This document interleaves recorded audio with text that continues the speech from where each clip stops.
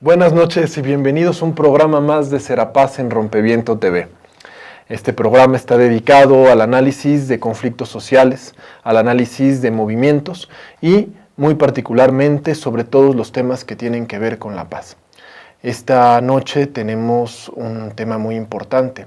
Hace un par de días se celebró el aniversario luctuoso de Gandhi y para ello en este día que representa algo muy importante para el tema de la no violencia, de la lucha por vías pacíficas en el país, hemos invitado en esta noche a Sonia de Otto. Sonia de Otto es experta en no violencia, es académica de la Universidad Gujarat en la India. ¿Sí lo pronuncié bien, Sonia? Gujarat. Gujarat, en la India, y que es la universidad que fundó Gandhi.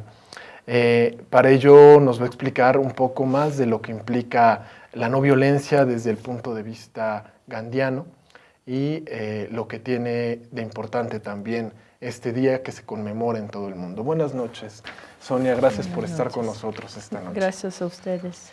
Platícanos, Sonia, ¿qué acabamos de celebrar este miércoles pasado? El 30 de enero es el aniversario luctuoso de Mahatma Gandhi y ese 2013 ya celebramos 65 años de su asesinato y siempre es muy relevante recordarlo, pero especialmente este año sentimos que era también importante poder celebrarlo no solo en una manera simbólica, pero como él expresaba, el poder de la acción es lo que más cuenta en la práctica de la no violencia. Entonces intentamos conjuntamente de hacer una propuesta de acción colectiva para poder trabajar en la restauración, en la ampliación de lo que es el espacio del monumento a Gandhi en el bosque de Chapultepec para poder,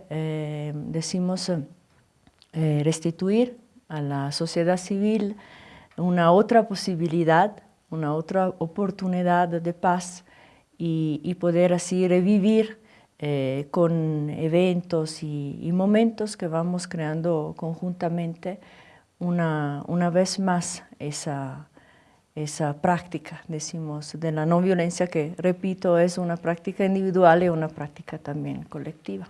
Platícanos un poco más, Sonia, ¿qué es esto de la no violencia? ¿Cuál es la importancia del concepto de la no violencia en la historia y en el proceso gandhiano y en este gran aporte que hace Gandhi a la lucha de las organizaciones, a la lucha de los movimientos en el mundo?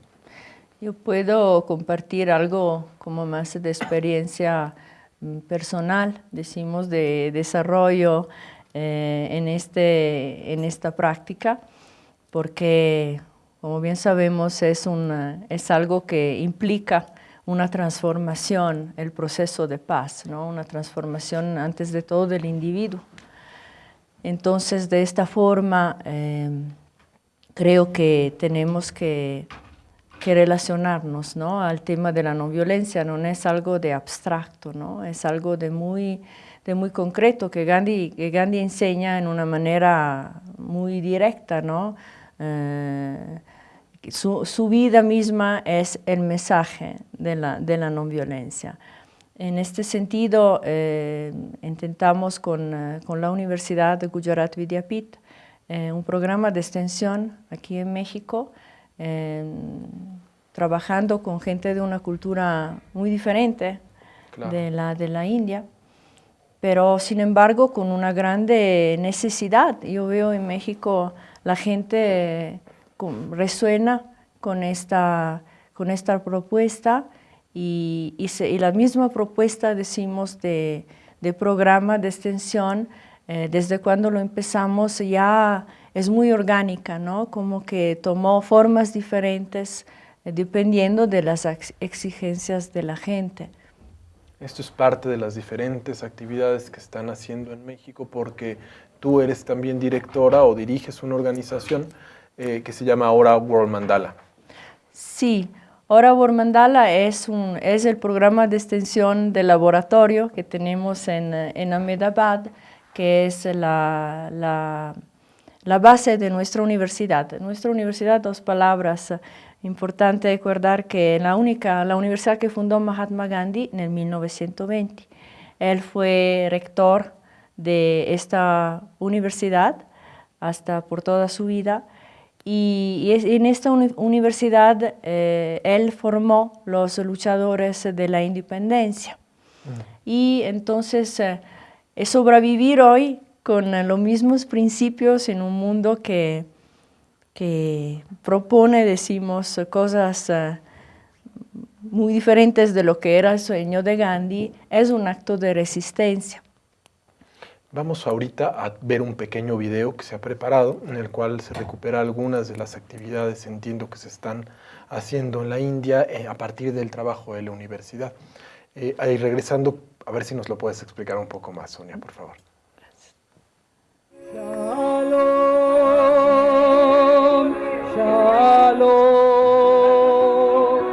shalom.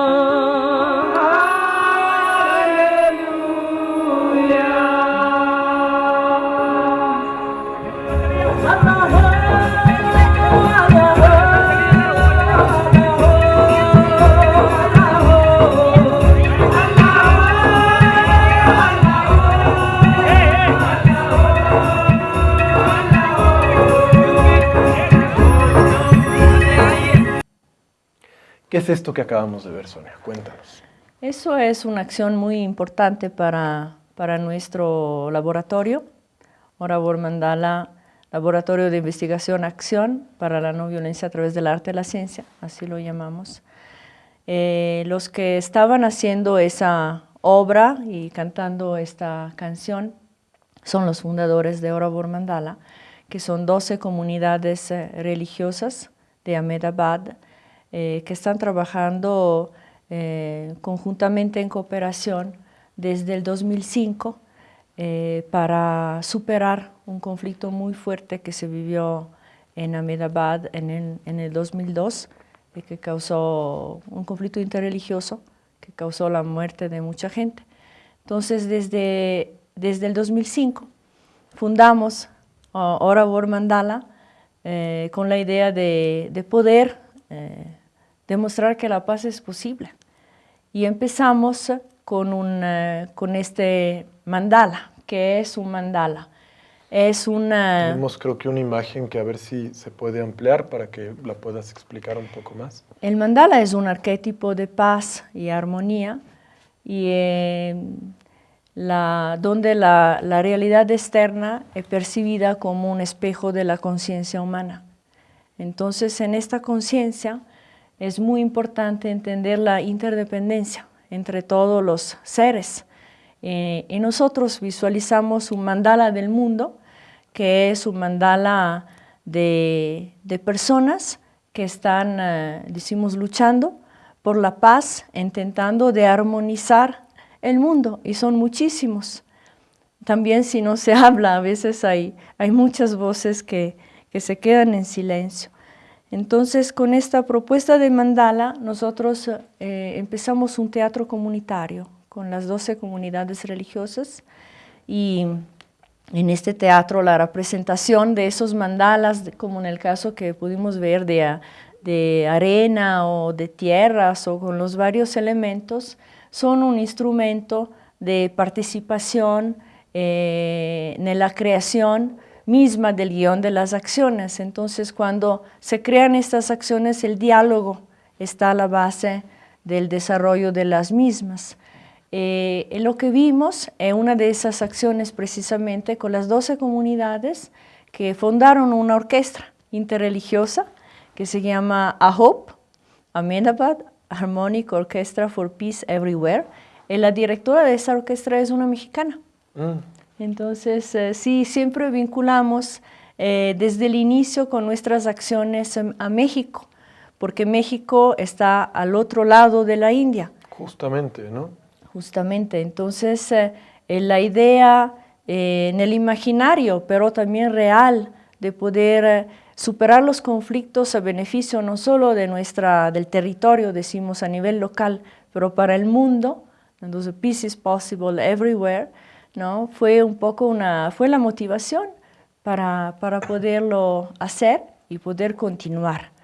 Entonces eso es el vínculo que tenemos con México y agradecemos muchísimo a México por la respuesta y por la resonancia de la participación de la gente. En Ahmedabad el laboratorio lo consideramos un laboratorio urbano porque es un contexto de ciudad donde se está operando, y cuando empezamos el movimiento en México lo empezamos en un pueblo para poder tener un modelo de desarrollo rural. Entonces, ¿Dónde lo empezaron?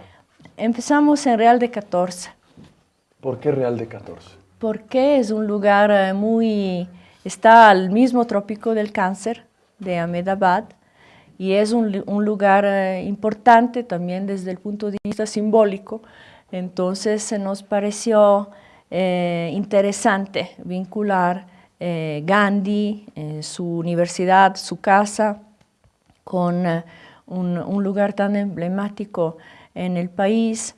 Antes de todo, un lugar también donde es todavía posible trabajar a nivel de pueblos, a nivel de desarrollo rural, que era uno de los principios fundamentales para el Mahatma. Es muy interesante cómo se retoma el peso que tiene los elementos simbólicos dentro de la lucha y la tradición, en este sentido gandhiana, y de la lucha por la no violencia. Cuando regresemos, vamos a tener ahorita un pequeño corte. Quiero que nos pudieras platicar, Sonia, cómo es que han logrado trasladar, digamos, todo este imaginario simbólico con muchos elementos tan fuertes de la lucha, pero también de la tradición india, hacia contextos mexicanos, en los cuales vivimos cosas similares, pero también muy distintas. Y que nos puedas completar con eso, qué es lo que está haciendo ahora esta propuesta de Ora World Mandala en México. Con gusto. Muchas gracias. No se vaya, regresamos.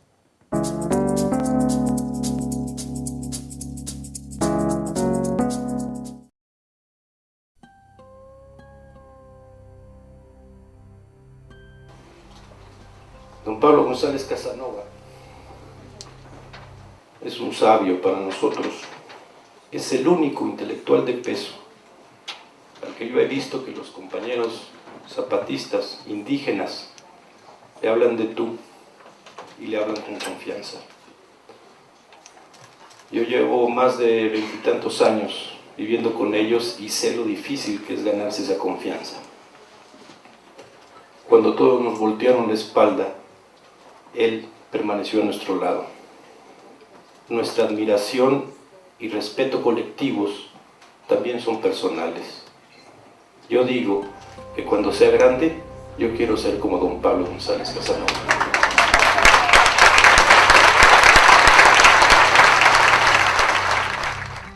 Lay down your sweet and weary head.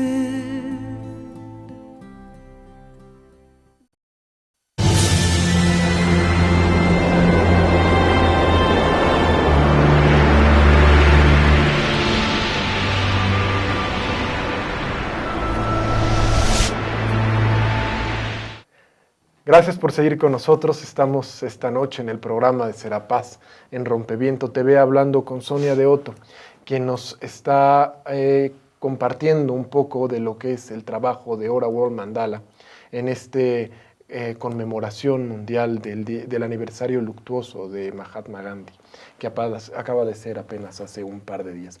Antes de nuestro corte nos estabas platicando, Sonia, un poco cómo trasladaron esta experiencia de lucha, de la no violencia, de la India, a experiencias en México y cómo inició en este trabajo en Real de 14. Sí, fue interesante experimentar, como decía Gandhi, ¿no? Siempre en la vida un continuo experimento con la práctica de la no violencia en un lugar a los antípodas, ¿no? De donde su filosofía y su acción tienen tanta fuerza. Pero con grande sorpresa encontrar al otro lado una resonancia. Entonces lo que se propuso fue exactamente la misma metodología que se empezó allá en Ahmedabad con las 12 comunidades religiosas, y se empezó un trabajo, decimos, de diálogo, de integración entre el mundo Virrárica y el pueblo, la gente real de 14. Inicialmente para mí el diálogo fue acercarme al mundo Virrárica, que es parte también de esta realidad de Real de 14 por el peregrinaje que los Visharitaris cumplen durante el año al Cerro del Quemado, y sucesivamente a través de eso conocer a la gente, los habitantes del pueblo, y compartir con ellos lo que se estaba haciendo en Ahmedabad. Y resultó que la gente se animó para experimentar ese teatro del mundo, y empezamos así una serie de acciones, decimos, con la misma metodología. Construimos esos mandalas a través de un guión que es compartido para los varios representantes del tejido social, y de esta manera se crean acciones donde mucha gente en el pueblo participa. Y todo eso es como casi un trabajo catártico, ¿no?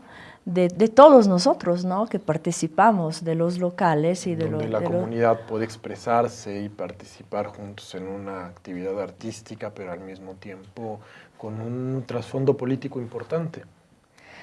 Sí, creo que la no violencia también en México sea un acto de resistencia, y el poder declarar, por ejemplo, en Real de 14 el pueblo de la paz, ¿no? Con orgullo, el poder participar en estas acciones de manera tan calurosa y tan invitante también para la gente de la India, porque sí tuvimos también unas visitas, por ejemplo, de nuestro vicerrector, y después vino también el rector en México, y sentir una respuesta tan fuerte en la cooperación, porque el voluntariado, ser voluntarios en una acción y cooperar para que esta acción pueda tener éxito, en realidad no es por el resultado, como decía Gandhi, creemos en el proceso, no en el resultado. Y entonces estamos todavía en proceso también en Real de 14. Pero han hecho, además de lo de Real de 14, una plataforma de trabajo amplia en México con diferentes temas y diferentes aspectos. Platícanos un poco más de esto que han trabajado. Sí, es todo por el concepto de interdependencia. Las cosas se mueven porque somos todos embajadores de la paz, ¿no? Entonces, cuando alguien participa en una acción y resuena con esta, poco a poco se multiplica el fenómeno, decimos también, ¿no? De esa expansión luminosa, ¿no? Que es el trabajo de la paz y de la no violencia. Y sí, empezamos un trabajo con los compañeros y las compañeras de Tepito. Hay varios comerciantes aquí en el DF, con niños o maestros, escuelas, papás, con lo mismo principio siempre del mandala. Y creo que es importante decir que aparte de esa primera fase que llamamos un teatro comunitario, cuando la gente quiere ir un poquito más allá de la parte, decimos, artística, ¿no? del proyecto, del programa, ahí entramos en los programas constructivos gandianos, que son precisamente, decimos, programas de transformación local enfocados a las exigencias de la gente. Esto es muy interesante porque la base de la propuesta del programa constructivo ¿no? Que es toda una propuesta de trabajo, de creación de conciencia alrededor de las comunidades. ¿Cómo trasladan esto que surge, insisto, en un contexto, en otro momento, en un momento histórico importante dentro de la India, a un proceso, o sea, procesos en México, como Tepito, Real de 14? ¿Cómo hacen esto?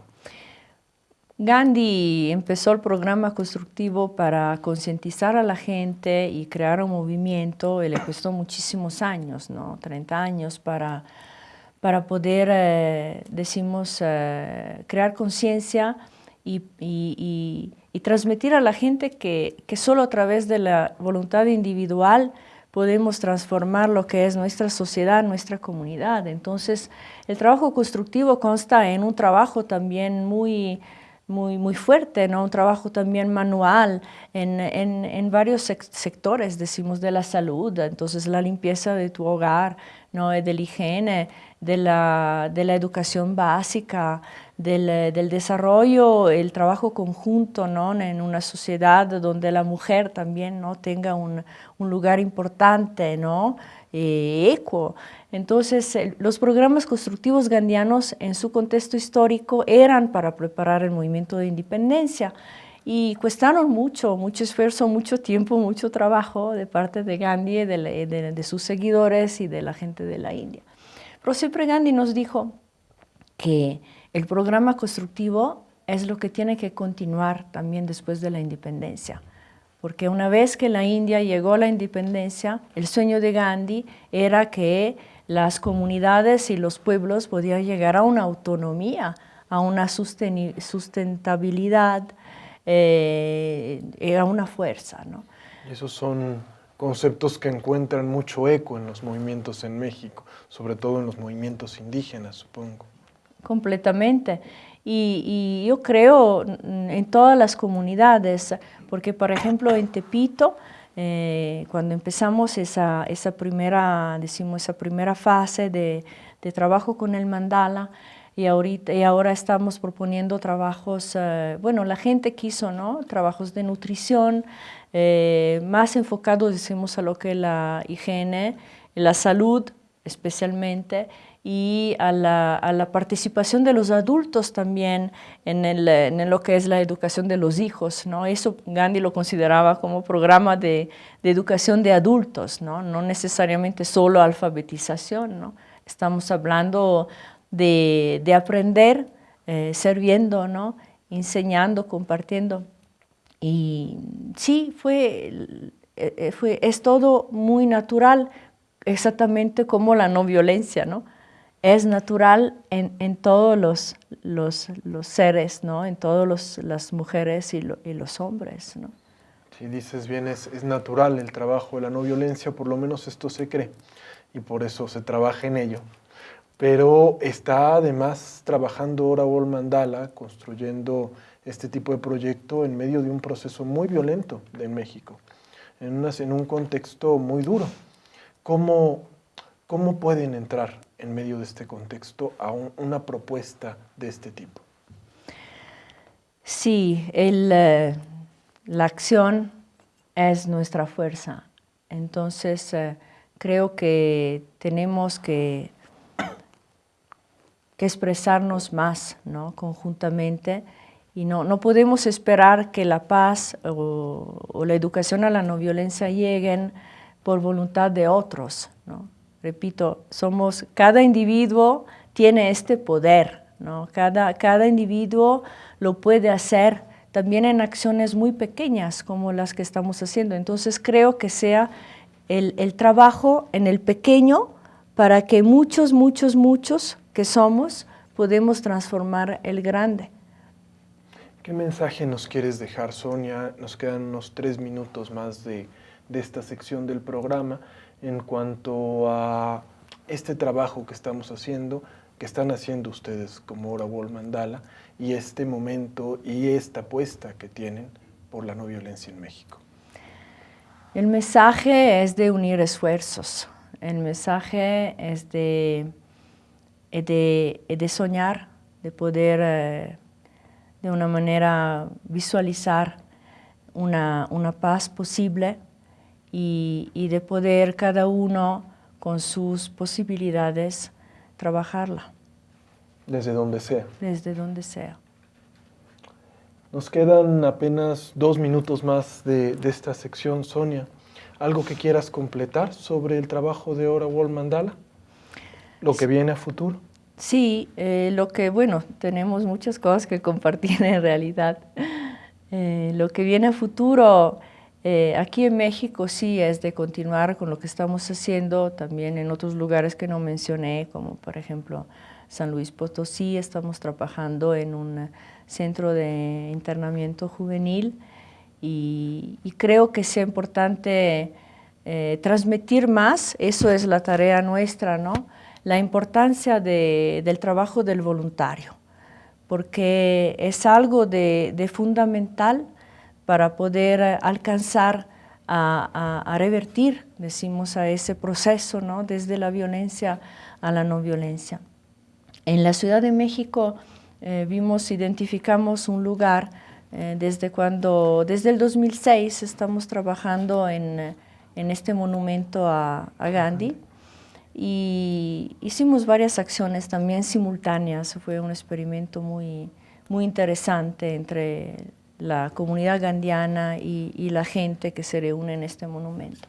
Entonces, en este momento queremos que esta plataforma para la no violencia al monumento Gandhi se pueda de verdad transformar en algo que permita, como decía siempre Gandhi, círculos oceánicos, entonces ampliar más esta voluntad, esta acción colectiva.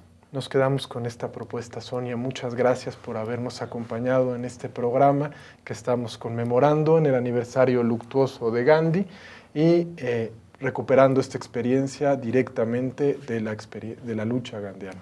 Muchas gracias. Muchas Sonia. gracias. Nos vamos a un pequeño corte, pero regresamos. No se vaya.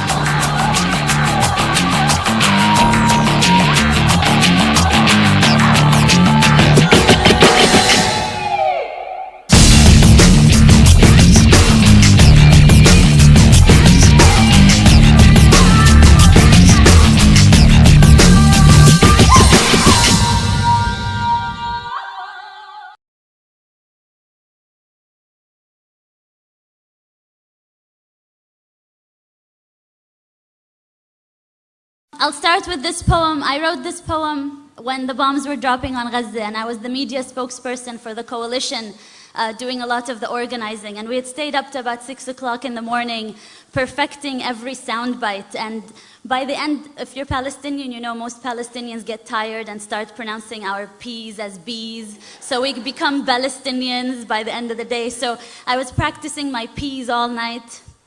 And the next morning, one of the journalists asked me, "Don't you think it would all be fine if you just stopped teaching your children to hate?"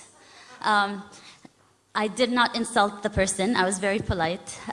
But I wrote this poem as a response to these types of questions we Palestinians always get. Today, my body was a TV'd massacre. Today, my body was a TV'd massacre that had to fit into sound bites and word limits. Today, my body was a TV'd massacre that had to fit into sound bites and word limits, filled enough with statistics to counter measured response. And I perfected my English and I learned my UN resolutions. But still, he asked me, "Ms. Ziyada, don't you think everything would be resolved if you would just stop teaching so much hatred to your children?" Pause.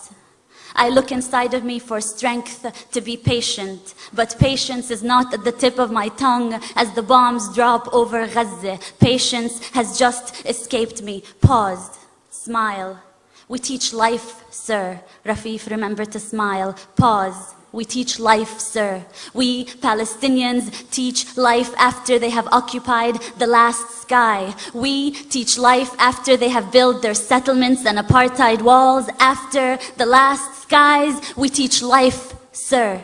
But today, my body was a TV'd massacre made to fit into sound bites and word limits. And just give us a story, a human story. You see, this is not political. We just want to tell people about you and your people. So give us a human story. Don't mention that word apartheid and occupation. This is not political. You have to help me as a journalist to help you tell your story, which is not a political story. Today, my body was a TV'd massacre. How about you give us a story of a woman in Gaza who needs medication? How about you? Do you have enough bone-broken limbs to cover the sun? Hand me over your dead and give me the list of their names in 1,200 word limits. Today, my body was a TV'd massacre made to fit into sound bites and word limits and move those that are desensitized to terrorist blood. But they felt sorry. They felt sorry for the cattle over Gaza. So I give them UN resolutions and statistics, and we condemn and we deplore and we reject, and these are not two equal sides, occupier and occupied, and 100 dead, 200 dead, and 1,000 dead. And between that war crime and massacre, I vent out words and smile, not exotic, smile, not terrorist. And I recount, 100 dead, 200 dead, 1,000 dead. Is anyone out there? Will anyone listen? I wish I could wail over their bodies. I wish I could just run barefoot in every refugee camp and hold every child, cover their ears so they wouldn't have to hear the sound of bombing for the rest of their life the way I do. Today, my body was a TV'd massacre, and let me just tell you, there is nothing your UN resolutions have ever done about this. And no soundbite I come up with, no matter how good my English gets, no soundbite will bring them back to life. No soundbite will fix this. We teach life, sir. We teach life, sir. We Palestinians wake up every morning to teach the rest of the world life, sir.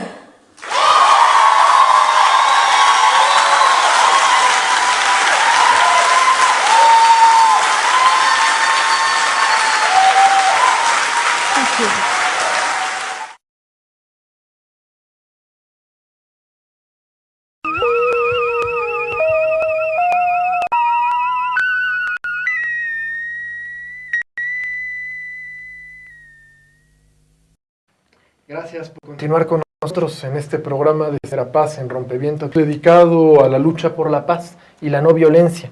En nuestra sección anterior estuvimos hablando con Sonia de Otto de Ora World Mandala sobre la lucha por la paz desde el estilo gandhiano a 2 días de que se conmemoró la muerte de Mahatma Gandhi.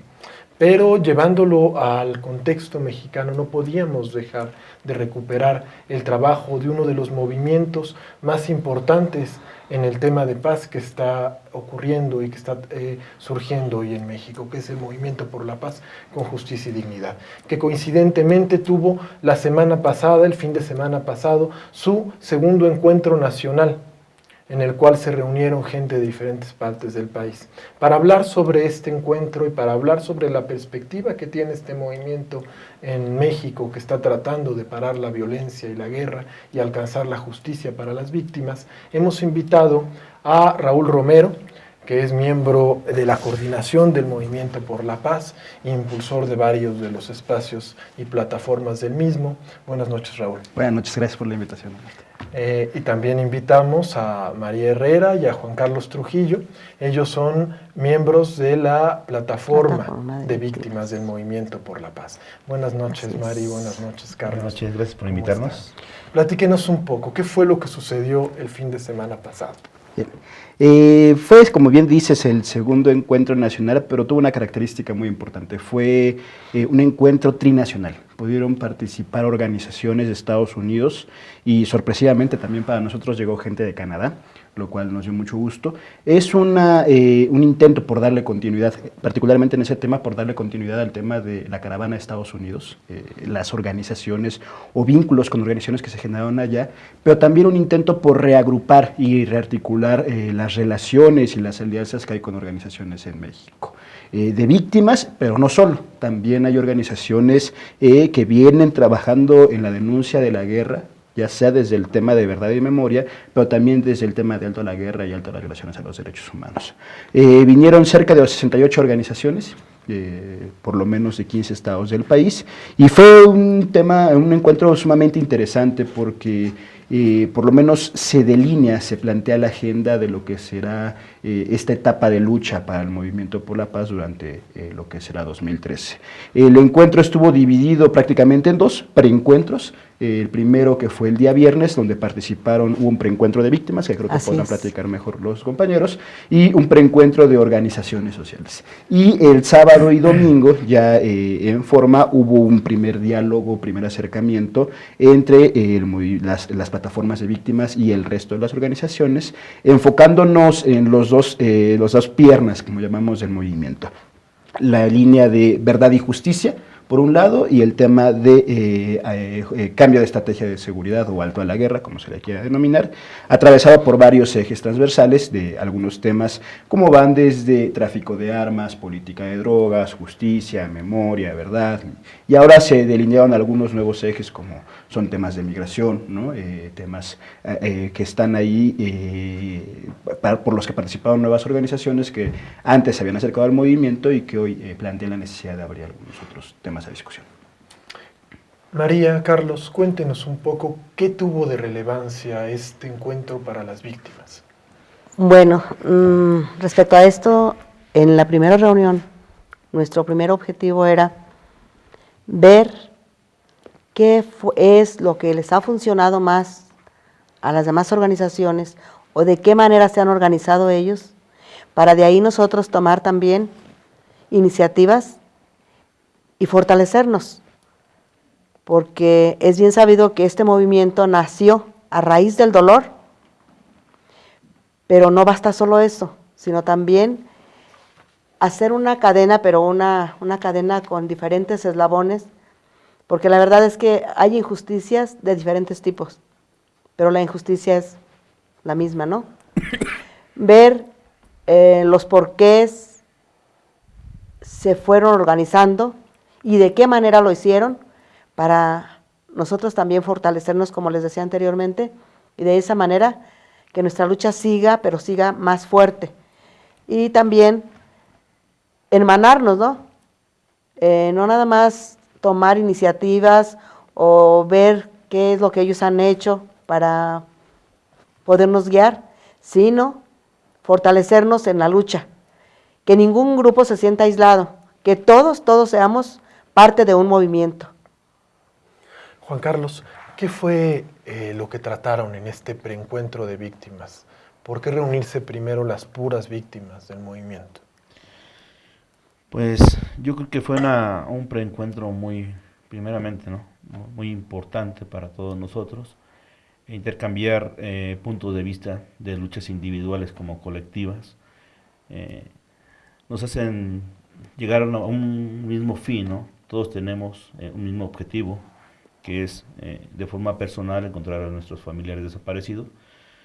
Eso es de forma individual, cada persona te da su punto de vista, su historia, y de forma colectiva es importante el preencuentro que tuvimos, ya que podemos definir como colectivo hacia dónde vamos y qué es lo que queremos. Yo creo que es un aprendizaje, es un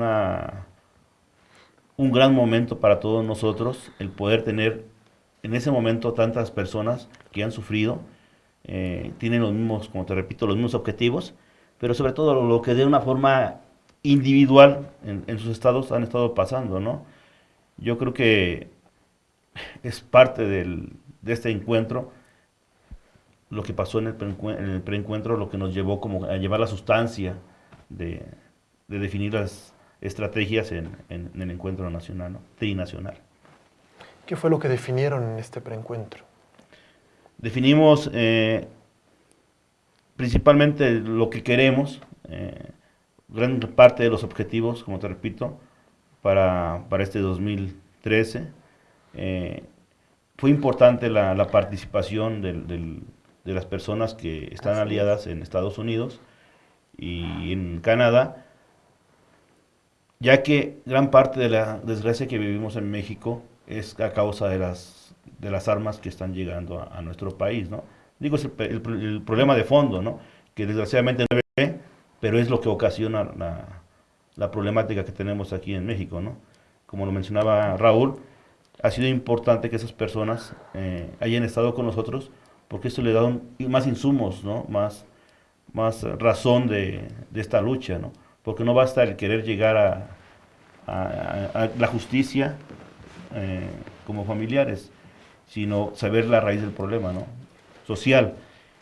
Me decías, ¿no? O sea, ¿cuáles son los objetivos? Yo creo que uno de los principales objetivos es buscar unas bases sociales para que podamos tener justicia, para que podamos cambiar parte de lo que estamos viviendo, ¿no? Desde la sociedad y como gobierno, ¿no? Dado a que tenemos o apostamos por el diálogo con las autoridades, por el interés o la esperanza de querer cambiar, ¿no? Permíteme retomar algo que dices que me parece muy importante. Dices, es importante trabajarlo a nivel de los 3 países. ¿Por qué? ¿Por qué, Raúl? Porque es importante retomar un trabajo sobre lo que está sucediendo en México, sobre esta situación de guerra y violencia a nivel trinacional. Ya, primero de recordar que este argumento con el que se estalla la guerra en México, al menos durante el sexenio de Calderón, es bajo el argumento de la guerra contra las drogas, un modelo de guerra que se generó en Estados Unidos por lo menos hace 40 años, y que muchas de las armas que llegan a México y con las que han sido asesinadas distintas personas vienen precisamente de México, y que las drogas que se producen Estados Unidos, y que las drogas que se producen y pasan por México encuentran su principal mercado y su principal consumidor en Estados Unidos, ¿no? Entonces, aquí primero se trata de asumir una responsabilidad. Cuando fue la caravana en Estados Unidos, fue parte del discurso del movimiento de decir, efectivamente hay una responsabilidad del gobierno mexicano, pero también hay una responsabilidad del gobierno estadounidense. Y en ese sentido debe entenderse que mientras nuestros gobiernos, la clase política mexicana siga agachando o sometiéndose al gobierno norteamericano, las sociedades civiles de ambos países estamos obligadas a exigir por igual a ambos gobiernos, a demandar este cambio estructural, a demandar y evidenciar precisamente que este argumento de la guerra contra las drogas en realidad está generando muchas más problemáticas y que no está atendiendo el problema de raíz. La última encuesta de adicciones en México genera que nos dice que ha aumentado el nivel de consumo, por ejemplo, de algunas drogas, principalmente la marihuana y cocaína en México, y bueno, a pesar de que ha habido grandes detenciones y se han armado mediáticamente grandes golpes al crimen organizado, en realidad sucede que sigue operando el crimen organizado tal cual y algo que también ha insistido el movimiento y que no se ha logrado que los gobiernos de ambos países no han recibido bien y que no han operado, es precisamente atacar el tema del lavado de dinero, que en los 2 países, ¿no? en las 2 grandes transnacionales o corporaciones de banqueros, es un problema que está ahí fundamental, ¿no? Y que creemos hay una responsabilidad compartida. Y ahora además se incluyen a Canadá. Se incluye Canadá como para poder visibilizar el problema a nivel regional. No dejarlo hasta ni siquiera en una relación de 2 países, sino entender que el mismo flujo parece que va atravesando, ¿no? Desde del sur hacia el norte va llevando toda esta dinámica de drogas y al mismo tiempo se va alimentando esta doble relación hacia la violencia y el tráfico de armas. Vamos a tener ahora nuestro primer corte, pero volviendo, quiero que nos puedan alimentar un poco más esta discusión y un poco a qué llegaron. ¿Cuáles fueron estas grandes conclusiones después de reflexionar tanto tiempo sobre lo que está pasando en este encuentro en el cual se reunieron tantas gentes del Movimiento por la Paz? Por favor, no se vaya, regresamos. Gracias.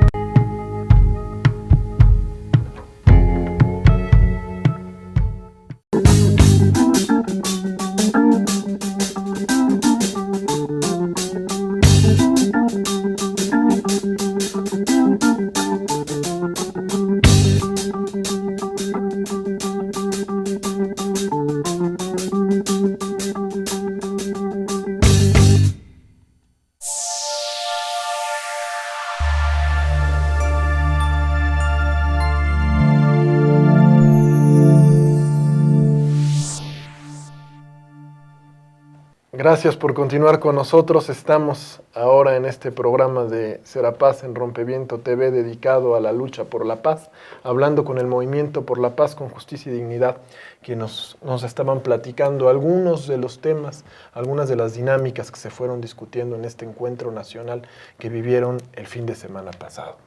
Cuéntenos un poco más a qué conclusiones llegaron en este encuentro. Bueno, yo creo está trazado principalmente por tres ejes. Afortunadamente el preencuentro de víctimas logró llegar con una agenda mucho más acotada al encuentro trinacional. Mientras las organizaciones sociales llegamos apenas en un primer punto de encuentro, conociéndonos, tejiendo esta primer red, y lo cual dificultó una agenda de trabajo clara, el preencuentro de víctimas sí llegó con una agenda clarísima para el encuentro, que además asumió prácticamente inmediatamente. Yo te pondría que son dos los grandes ejes en el tema de justicia y verdad. El primero es el tema de la ley de víctimas, cómo seguir trabajando y vigilando ese proceso, cómo hacer que se dé su implementación, cómo trabajar en la reglamentación y sobre todo cómo hacer que esa ley de víctimas realmente sea un instrumento útil y aplicable para las víctimas, cómo materializar la ley, lo escrito en política pública. Ese es uno de los grandes temas que además estamos obligados a trabajar a nivel estatal para que nuestros referentes estatales presionen a los gobiernos locales para que se empaten las constituciones. Es una ley general que modifica la Constitución, pero que también los gobiernos de los estados, las constituciones de los estados están obligadas a empatarse para ser correspondientes. El tema 2, y es uno de los temas más importantes, creo yo, es el tema de desaparecidos, de visibilizar, enfocar las baterías principalmente al tema de las desapariciones y las desapariciones forzadas y implementar inclusive mecanismos de búsqueda. Se planteó por ahí como una de las acciones principales la semana de búsqueda de los desaparecidos. Ya tendremos que trabajar más a detalle cómo va a funcionar esto, pero se habla de una necesidad de que el Estado no está trabajando en esa área y que son las propias víctimas quienes ante la desesperación y ante la ineficiencia y corrupción del Estado ahora se proponen ir a buscar a los desaparecidos.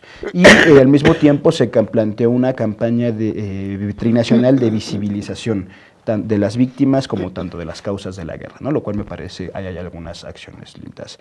El otro, en el plano organizativo, y es que te digo, donde ya implica más el tema de las organizaciones, es complejo, es complicado, y más de 68 organizaciones, además de 3 países, ha sido difícil llegar a algunos resolutivos, pero se abre un proceso de consulta, se abre un proceso, yo creo que el movimiento ahora, en su segundo año, además muy joven, vive un proceso de democratización y de apertura al diálogo, en donde pone a otras organizaciones de los 3 países a reflexionar sobre cuáles serán, sobre las causas estructurales de la guerra.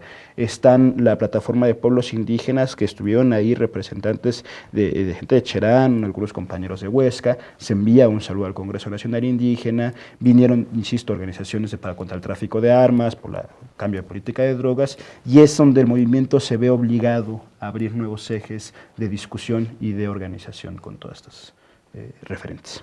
Un proceso complejo en medio del reto organizativo, que es siempre el reto permanente, ¿no? Así es. Pero en medio de un contexto donde además hay grandes necesidades y grandes temas que nos están llamando.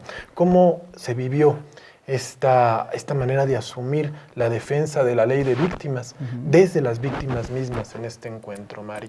¿Cómo retomaron las víctimas esta lucha por su ley?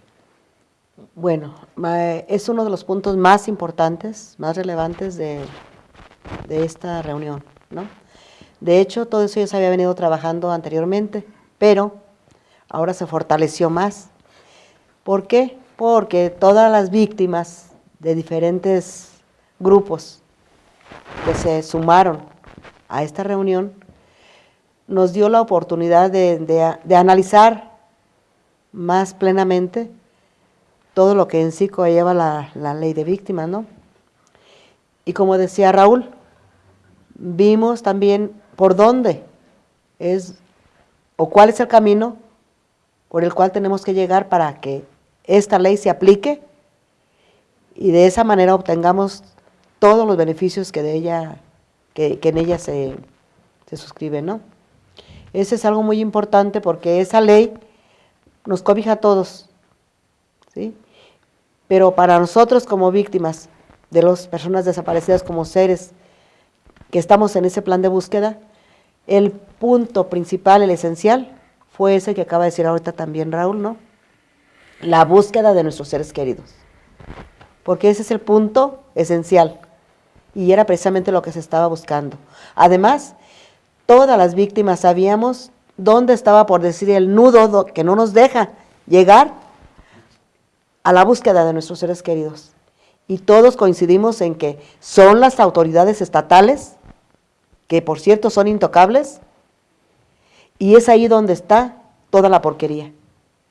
Ellos son los que no permiten que se abra el camino para llegar a la búsqueda. Y es ahí donde todas las autoridades conjuntas deben poner atención. Ahí está el foco rojo. Y eso todo el mundo lo sabíamos y lo sabemos.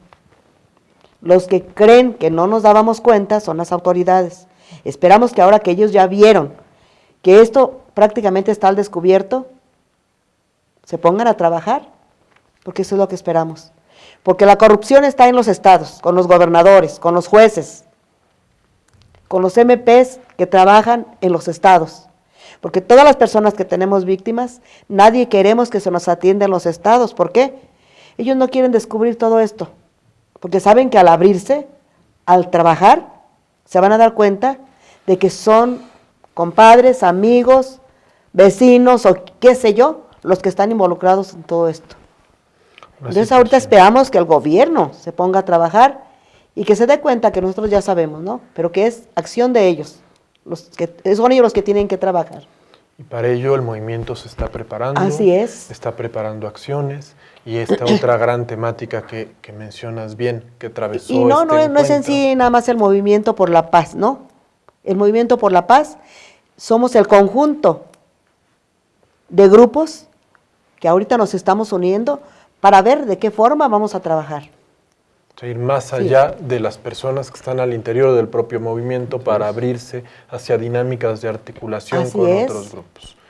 Con el objetivo, Juan Carlos, de, sobre todo ahora, empujar el tema de desaparecidos.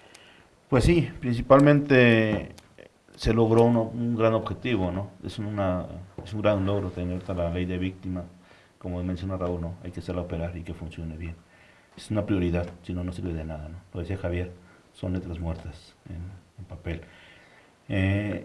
Es un gran logro, pero eso no remedia nada el problema.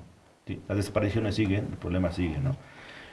Por desgracia, nosotros como víctima, una de las iniciativas que hemos impulsado desde la plataforma es que logremos una subprocuraduría o una fiscalía especializada para la búsqueda de desaparecidos, porque por desgracia no tenemos los mecanismos dentro de las instituciones mexicanas que operen como tal, ¿no?